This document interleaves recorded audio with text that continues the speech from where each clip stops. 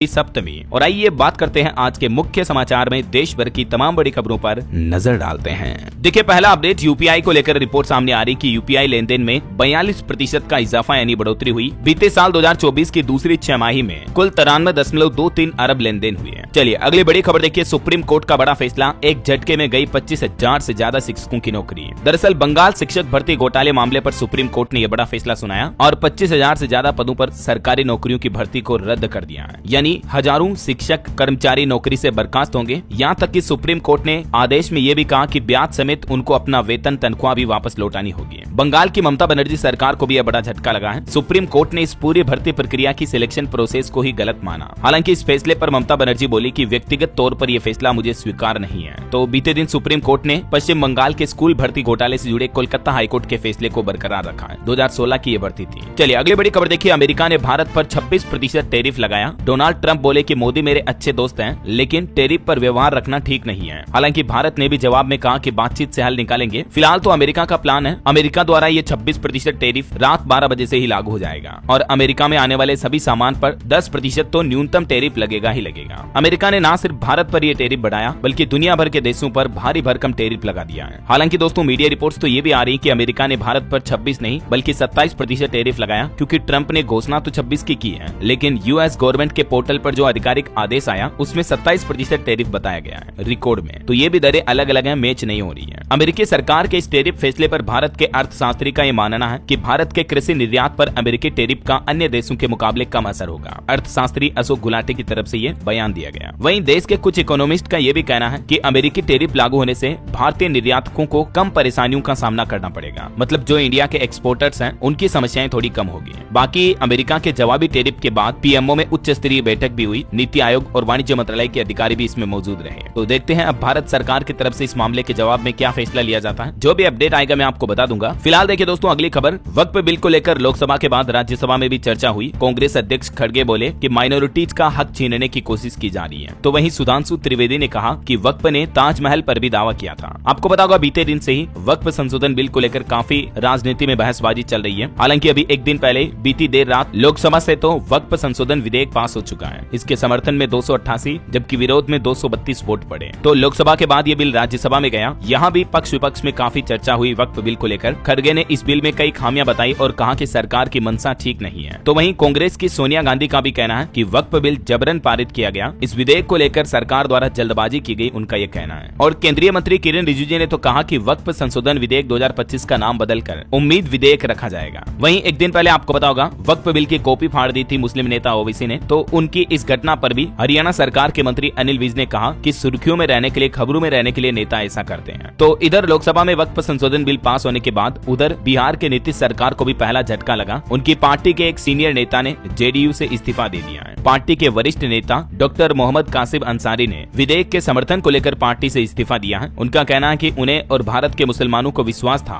कि नीतीश कुमार सेक्युलर विचारधारा के ध्वजाहक हैं, लेकिन अब ये विश्वास टूट गया है। तो वहीं भाजपा के यूपी के प्रदेश अध्यक्ष भूपेंद्र सिंह चौधरी का भी कहना है कि मुस्लिम समाज के हित में ऐतिहासिक निर्णय है ये वक्फ अमेंडमेंट बिल, अब व्यवस्थाएं सुधरेगी। तो ये कुछ मामला और कंट्रोवर्सी चल रही है दोस्तों वक्फ संशोधन बिल को लेकर। फिलहाल आगे बढ़ते हैं खबरों में। देखिए आप, एक ही फ्रेम में दिखे पीएम मोदी और बांग्लादेश के मोहम्मद यूनुस भारत बांग्लादेश में दूरियों के बीच बिम्स्टेक डिनर में एक साथ नजर आए। अभी आपको पता होगा नरेंद्र मोदी थाईलैंड के बैंकॉक के दौरे पर हैं और यहाँ बिम्स्टेक डिनर में एक साथ बैठे दिखे मोदी यूनुस। बांग्लादेश में शेख हसीना सरकार के तख्ता पलट के बाद पहली बार दोनों देशों के नेता मिले और दोनों देशों के बीच कई अहम मुद्दों पर विवाद चल रहा। इस बीच चर्चा भी हुई। वहीं ये कुछ तस्वीरें देखिए दोस्तों, पीएम मोदी के थाईलैंड दौरे की तस्वीरें हैं। प्रधानमंत्री का थाईलैंड बैंकॉक में भव्य स्वागत हुआ और थाईलैंड में पीएम मोदी दुनिया के सबसे यंग पीएम से मिले। वहां उन्होंने रामायण भी देखी और कहा कि इसकी कहानियां थाई लोगों के जीवन का हिस्सा है। ये तस्वीर जो आप देख पा रहे होंगे ये बांग्लादेश के प्रधानमंत्री हैं, जो कि दुनिया की सबसे यंग जवान पीएम है, सबसे कम उम्र की। नाम है इनका सिनवात्रा। इनके साथ द्विपक्षीय बातचीत की पीएम मोदी ने और थाईलैंड के पीएम ने भारत के प्रधानमंत्री नरेंद्र मोदी को 80 खंडों में प्रकाशित बौद्ध धर्म ग्रंथ का एक विशेष संस्करण भी भेंट किया। तो वहीं बैंकॉक में राम कीयन देखने के बाद पीएम ने कहा, दिलों और परंपराओं को जोड़ती है रामायण। ये ये रामायण दृश्य के बाद थाईलैंड की पीएम सिनावात्रा ने द वर्ल्ड त्रिपिटक नाम से एक बौद्ध धर्म ग्रंथ पीएम मोदी को भेंट किया। और इस दौरे के दौरान भारत थाईलैंड के बीच कई अहम समझौतों पर सहमति भी बनी। भारत थाईलैंड ने कायम की रणनीतिक साझेदारी, मानव तस्करी के खिलाफ दोनों देश मिलकर काम करेंगे। तो वहीं हमारे विदेश मंत्री डॉक्टर एस जयशंकर ने भी थाईलैंड में 20वीं बिम्स्टेक मंत्री स्तरीय बैठक को संबोधित किया। चलिए अगला अपडेट देखिए। भारत ने चिली को वेव्स 2025 के लिए भी निमंत्रण दिया। मुंबई में 1 से 4 मई को पहला वेव समिट होगा। अभी चिली की संस्कृति मंत्री भी 5 दिवसीय भारत दौरे पर हैं और इस दौरान भारत ने चिली को ये न्योता दिया। चलिए अगला अपडेट देखिए। पीएफ अकाउंट होल्डर्स के लिए बड़ी अच्छी खबर आई है।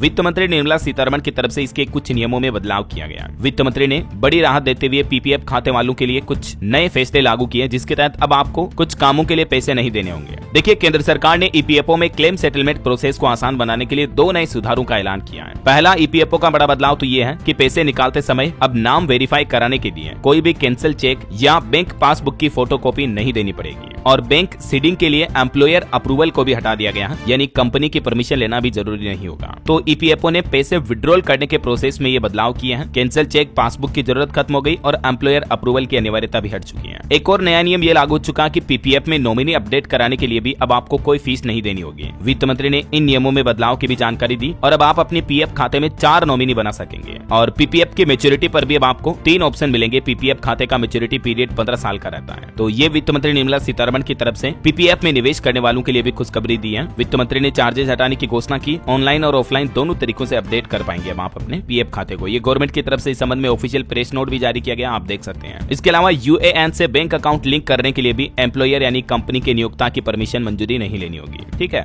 चलिए अगली बड़ी खबर देखिए दोस्तों। म्यांमार में एक बार फिर से 5.5 तीव्रता का भूकंप आया। 5 दिन पहले आए भूकंप में मरने वालों की संख्या 3000 के पार पहुंच चुकी है। वहीं खबर आ रही है, राहुल गांधी ने सरकार पर आरोप लगाए, बोले कि चीन ने हमारी 4000 वर्ग किलोमीटर जमीन कब्जाई। विदेश सचिव गलवान के जवानों की शहादत पर केक काट रहे हैं, पीएम चिट्ठियां लिख रहे हैं। और मध्य प्रदेश में देखिए दोस्तों, एक बड़ी दुर्घटना हो गई। एमपी के खंडवा में एक कुएं में जहरीली गैस से दम घुटने के कारण 8 लोगों की जान चली गई। ये सभी लोग कुएं की सफाई करने के लिए अंदर उतरे थे। एक को बचाने के लिए दूसरा उतरा, दूसरे को बचाने तीसरा। उस चक्कर में ये हादसा हुआ और 8 लोगों की जान चली गई। कितनी दुखद घटना रही, जरा देखिए आप। और अभी इससे पहले हाल ही में आपको पता होगा, गुजरात में भी बनासकांठा स्थित पटाखा फैक्ट्री में ब्लास्ट हुआ था। उसमें 20 लोगों की जान चली गई थी। उन 20 में से भी 18 लोग मजदूर जो थे वो मध्य प्रदेश के थे। तो एमपी के देवास में जब एक साथ 18 चिताएं जली, हर किसी का यह नजारा देखकर दिल दहल उठा। देवास में नेमावर घाट पर ये अंतिम संस्कार की तस्वीरें आप देख सकते हैं, क्योंकि ये सभी लोग मध्य प्रदेश के हरदा और देवास जिले के रहने वाले थे। चलिए सुप्रीम कोर्ट के कुछ बड़े फैसले देखिए। एक तो अब सुप्रीम कोर्ट के जज अपनी संपत्ति का ब्यौरा सार्वजनिक करेंगे। जानकारी वेबसाइट पर अपलोड होगी, तो आम लोग, आम पब्लिक ये देख पाएगी कि सुप्रीम कोर्ट के किस जज के पास कितनी संपत्ति है। हाल ही में आपको पता होगा, दिल्ली हाई कोर्ट के जज के घर पर केस मिलने का मामला सामने आया था, जस्टिस यशवंत वर्मा के घर पर। तो उसके बाद सुप्रीम कोर्ट की तरफ से ये स्वतः फैसला लिया गया है। दिल्ली हाई कोर्ट के जज के घर के अंदर आग लगी थी, तब 500 की गड्डियां, नोटों के बंडल जलने की जो वीडियो सामने आए थे, उसके बाद सुप्रीम कोर्ट के जजों ने यह फैसला लिया है। वहीं सुप्रीम कोर्ट ने तेलंगाना सरकार के मुख्यमंत्री को भी फटकार लगाई और कहा कि अवमानना पर कार्रवाई न करके क्या हमने गलती की है। तेलंगाना विधायकों की अयोग्यता के मामले में मुख्यमंत्री को यह फटकार लगाई। वहीं तेलंगाना में पेड़ों की कटाई मामले पर भी सुप्रीम कोर्ट ने कहा कि ये स्थिति काफी गंभीर है। हैदराबाद यूनिवर्सिटी के पास जंगल काटने का मामला सुप्रीम कोर्ट में चल रहा है। इस मामले को लेकर छात्र और पुलिस के बीच झड़प हुई थी। तो इस मामले पर अब सुप्रीम कोर्ट ने फैसला सुनाते हुए कहा कि फिलहाल इस जमीन पर किसी भी तरह की गतिविधि नहीं की जा सकेगी। वहीं दोस्तों, दिल्ली में प्रदूषण मामले पर भी सुप्रीम कोर्ट ने पटाखों पर बैन हटाने से इनकार कर दिया और कहा कि दिल्ली में खतरनाक स्तर पर वायु प्रदूषण है। सुप्रीम कोर्ट ने कहा कि हर कोई एयर प्यूरिफाई नहीं खरीद सकता है, इसलिए दिल्ली एनसीआर में पटाखों से बैन नहीं हटेगा। अगले 1 साल तक देश की राजधानी दिल्ली एनसीआर में फिर से पटाखों पर बैन लागू रहेगा। सुप्रीम कोर्ट ने पटाखे बनाने, स्टोर करने और बेचने पर लगे प्रतिबंध को अगले 1 साल तक के लिए बढ़ा दिया है। चलिए अगला अपडेट देखिए। 40 साल बाद कोई भारतीय एस्ट्रोनॉट स्पेस में जाएगा। अगले महीने मई में इंटरनेशनल स्पेस स्टेशन जाएंगे शुभांशु शुक्ला। 14 दिन तक वहीं रहेंगे। भारतीय अंतरिक्ष एजेंसी इसरो और अमेरिका की नासा के बीच इस मिशन के लिए एग्रीमेंट साइन हुआ है। शुभांशु शुक्ला इस मिशन के पायलट होंगे। चलिए अगली खबर देखिए। मुंबई में लॉरेंस गैंग के 5 सदस्य गिरफ्तार हुए। क्राइम ब्रांच ने 7 पिस्तौल और 21 जिंदा कारतूस भी जब्त किए। इनके निशाने पर था कोई सेलिब्रिटी। वहीं खबर देखिए, प्रधानमंत्री नरेंद्र मोदी को तोहफे में मिलेगी 25 किलो की पगड़ी। गुजरात के राजकोट के एक कारीगर ने 75 मीटर कपड़े की 10 फीट चौड़ी ये पगड़ी बनाई है। इसकी ऊंचाई भी तकरीबन 16 इंच होगी। इसको जिसको प्रधानमंत्री नरेंद्र मोदी को भेंट किया जाएगा ना। और ऑटो इंडस्ट्री से खबर देखिए, 2025 हुंडई अल्काजार लॉन्च हुई, शुरुआती कीमत 17,21,000 रुपए। और खबर है Mohsin Naqvi Asian cricket council के चेयरमैन बनाए गए, श्रीलंका के सम्मी सिल्वा की जगह लेंगे। करंट अफेयर्स के हिसाब से इंपोर्टेंट है, ध्यान रखिएगा। बहरहाल अभी तो कुछ और महत्वपूर्ण और काम की खबरें देखेंगे दोस्तों अपन, लेकिन फिलहाल वक्त तो चला है आज के ताजा मौसम समाचार जानने का। और हाँ, आपसे एक छोटी सी गुजारिश है, अगर आप DLS न्यूज चैनल से अभी तक भी जुड़े नहीं हो तो जुड़ जाइए, चैनल को सब्सक्राइब करके